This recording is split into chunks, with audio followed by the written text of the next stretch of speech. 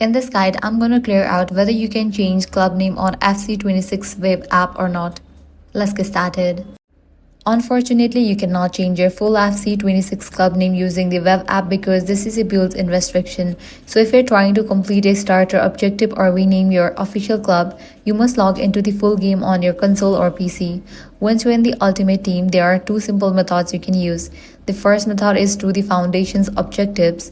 Go to the Objectives tab from the main Ultimate Team menu, switch to the Foundation section. Scroll down to Club Maintenance and select the Change Club Name option, where you can enter your new club name and abbreviation and confirm the change. This method may also reward you with a consumables pack. The second method is through the Settings tab. From the Ultimate Team homepage, navigate to Settings, select Rename Club, input a desired name and 3-letter abbreviation, and confirm the save.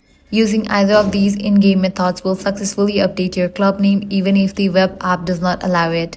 And that's it. If this guide helped you out, do not forget to like, share and subscribe.